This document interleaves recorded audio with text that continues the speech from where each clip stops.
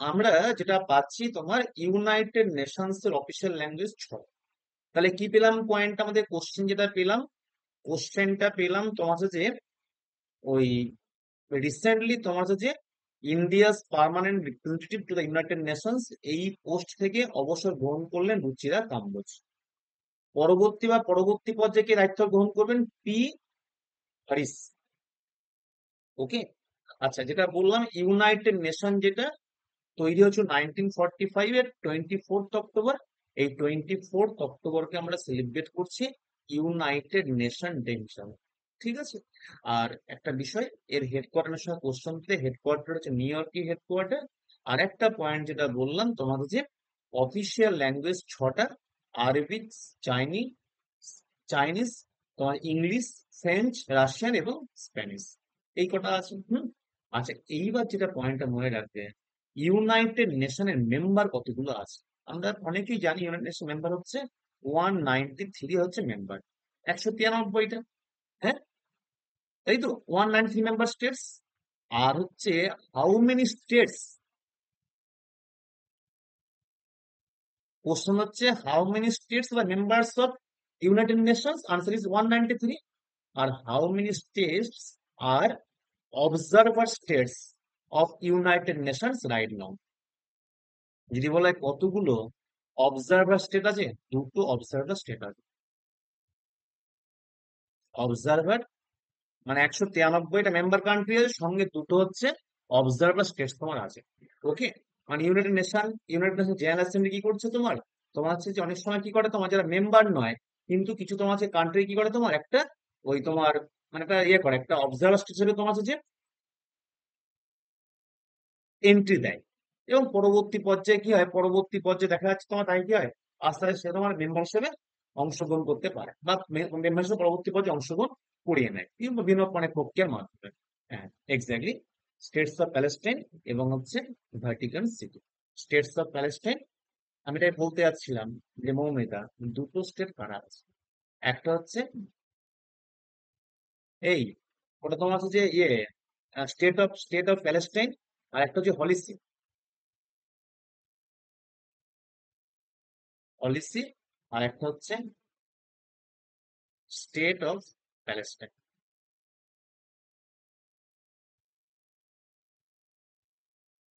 2019 সালে United নেশনের general assembly, অর্থাৎ general assembly of the United Nations, এই পলিসি এবং তোমার হচ্ছে যে স্টেট অফ প্যালেস্টাইনকে অবজারভার স্টেট হিসাবে তোমার হচ্ছে যে গ্রহণ করছে। ওকে। ঠিক আছে। পলিসি আর হচ্ছে স্টেট অফ প্যালেস্টাইন। আচ্ছা দেখো, এই যে পলিসি যেটা বলছি আমরা, পলিসি যেটা বলছি, যদি বলা হয় এই যে তোমার যে স্টেটটা আছে, এই যে একটা রাষ্ট্র একটা আছে যেটা পাচ্ছি আমরা, এইটা তোমার হচ্ছে মনে রাখবে একটা কেমন বলতে, একটা যেটা অপর নাম বলি আমরা, অপর নাম বলে থাকি তোমার সি অফ রোম। এর অপর নাম বলি আমরা সি অফ রোম বলে থাকি এর অপর নাম। ঠিক আছে। হুম। এইটা মনে রাখবে। ওই পোপদের পোপ, অর্থাৎ বিশপ যে পাই না, বিশপ অফ রোম, এর দ্বারা তোমার হচ্ছে যে এর জুরিডিকশন এটা এক্সিস্ট করে। ওকে। মানে অ্যাকচুয়ালি পলিসি বা see of Rome is the jurisdiction of the pope, অর্থাৎ ওই বিশ্ব ও রোম যেটা, এর দ্বারা এটা পরিচালিত হয়, এর দ্বারা এর জুরিডিকশনে ওটা এক্সিস্ট করছে। ঠিক আছে।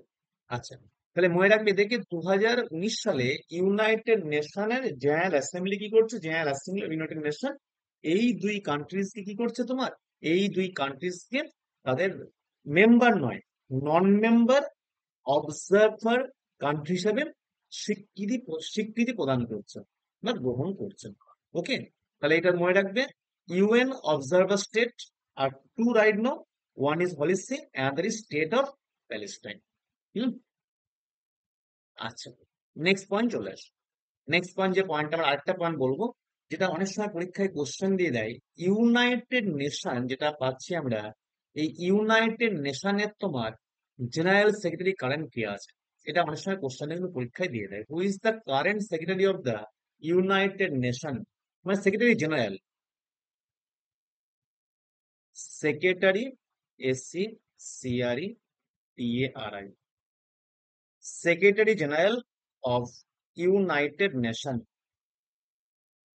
এক্স্যাক্টলি যার নাম হচ্ছে, very good, Antonio Guterres. Antonio Guterres, GUTERRES। আচ্ছা, আন্তোনিও গুতেরেস ইনি হচ্ছেন কারেন্ট তোমার হচ্ছে যে ওই যেটা বললাম আমরা, secretary general of the United nation, তাই তো? হুম। হ্যাঁ। যদি বলা হয় এই যে তোমার ব্যক্তি, এই যে ভদ্রলোক আন্তোনিও গুতেরেস, ইনি কোন কান্ট্রি থেকে বিলং করছেন? ইনি কোন, অনেক বড় নাম, আন্তোনিও ম্যানুয়াল ডি অলিভেরিয়া গুতেরেস। যদি বলা হয় ইনি কোন কান্ট্রি থেকে বিলং করছেন? হ্যাঁ, ইনি কোন কান্ট্রি থেকে বিলং করছেন? এনিবডি? এক্স্যাক্টলি, এক্স্যাক্টলি, ইনি হচ্ছেন একজন তোমার হচ্ছে যে ওই, হ্যাঁ, পর্তুগিজ, পর্তুগিজ তোমার হচ্ছে যে পলিটিশিয়ান এবং ডিপ্লোম্যাট।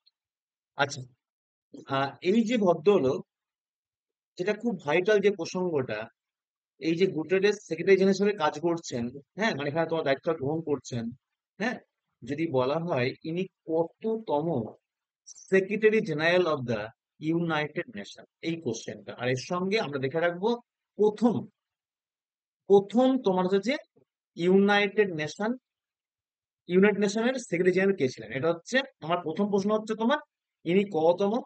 ইনি হচ্ছে নবম, ইনি হচ্ছে নাইন, নবম সেক্রেটারি জেনারেল। আর যদি বলা হয় who was the first secretary general of the United Nation, United নেশনের তোমার যে প্রথম সেক্রেটারি জেনারেল কে ছিলেন? ইউনাইটেড নেশনের প্রথম সেক্রেটারি জেনারেল কে ছিলেন? ফার্স্ট, ইনি পর্তুগাল থেকে বিলং করছেন। কৌশলী, বোঝা গেল, ইনি হচ্ছেন পর্তুগাল থেকে বিলং করছেন। না না, আমার রুবি, আমার বানকিমুন থেকে আরে বানকিমুন, বানকিমুন হচ্ছে অষ্টম, বানকিমুন হচ্ছেন অষ্টম, সাউথ কোরিয়া থেকে বিলং করছে, অষ্টম তোমার সেক্রেটারি জেনারেল। আমার কোশ্চেন হচ্ছে, এবং ইনি, এটা একটু মনে রাখবে, 2017 সাল থেকে আছেন, 17 সাল থেকে, ওকে। আর যেটা প্রশ্ন হচ্ছে তোমার হচ্ছে যে প্রথম কে ছিল, প্রথম কে ছিলেন তোমার হচ্ছে যে এই তোমার ফার্স্ট জেনারেল সেক্রেটারি, টিকভেলি, ইনি হচ্ছেন সেকেন্ড। অ্যাকচুয়ালি এনাকেই প্রথম বলা হয়, ঠিকই বলেছো। কারণ মনে রাখো, শোনার ব্যাপার বলে দিই একটু পয়েন্টটা, তোমার হচ্ছে যে ওই মানে প্রথম যিনি ছিলেন সেটা হচ্ছে যে অ্যাক্টিং, পরবর্তী পর্যায়ে ইলেকশন হচ্ছে, ইলেকশনে তোমার হচ্ছে টিকভিলি ইনি হয়েছেন। দুটো পয়েন্ট ক্লিয়ার করে দিচ্ছি। তাহলে first secretary general of the United nation, শোনো, তোমার 1945-এর 24 অক্টোবর তৈরি হয়েছিল তো, 1945-এর 24 অক্টোবর তৈরি হলো। মনে রাখবেন, এই যে 24 অক্টোবর 1945, তোমার হচ্ছে যে ওই একজন সাহেব, অর্থাৎ মানে ব্রিটেনের, ব্রিটেনের একজন তোমার হচ্ছে ডিপ্লোম্যাট, যার নাম তোমার ছিল গ্লাডউইন জেফ, যার নাম হচ্ছে গ্লাডউইন, GLADWYN, গ্লাডউইন জেফ। হ্যাঁ, ইনাকে ইউনাইটেড নেশনের সেক্রেটারি হিসেবে নিযুক্ত করা হয়েছিল। এবং মনে রাখবে, ইনি তোমার হচ্ছে তখন ইলেকশন কিন্তু ছিল না, এনাকে অ্যাক্টিং, অ্যাক্টিং অর্থাৎ অস্থায়ী জেনারেল সেক্রেটারি হিসেবে নিয়োগ করা, সরি, সেক্রেটারি জেনারেল হিসেবে নিয়োগ করা হয়েছিল, অ্যাক্টিং সেক্রেটারি জেনারেল হিসেবে নিয়োগ করা হলো। এবং মনে রাখবে, ইনি তোমার হচ্ছে ফেব্রুয়ারি 1946 পর্যন্ত ছিলেন। তারপরে তোমার কি হলো, 1946 ইলেকশন হচ্ছে, সেই ইলেকশনে তোমার হচ্ছে কি করলো, টিকভিলি, ইনি তোমার হচ্ছে যে জয়লাভ, ইনার পক্ষে বেশি ভোট যাচ্ছে এবং ইনি হচ্ছে সেক্রেটারি জেনারেল হিসেবে নিয়োগ হচ্ছেন। TRYGVE,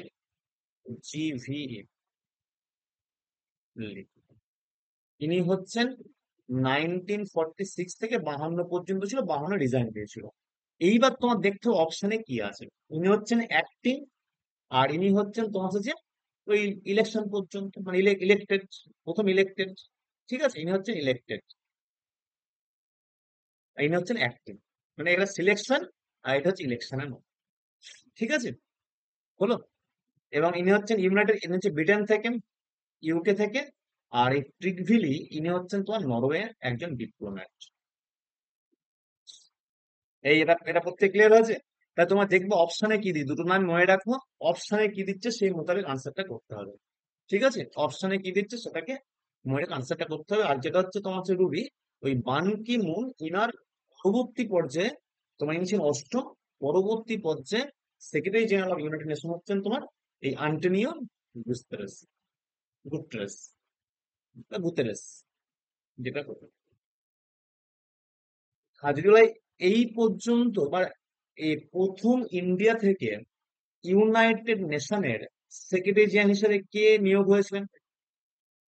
হুম, ইন্ডিয়া থেকে first time, from India, who was first time appointed as the Secretary General of United Nations? Hmm, India থেকে, মনে রাখবে, ইন্ডিয়া থেকে এখনো পর্যন্ত কেউ কিন্তু এখানে এই পোস্টে আসেন, ইন্ডিয়া থেকে এখনো পর্যন্ত কেউ কিন্তু এখানে এই পোস্টে আসেন। ওকে, আনসার হচ্ছে কেউই না, আনসার হচ্ছে কেউই না। হলো। আচ্ছা, নেক্সট পয়েন্ট চলে আসো।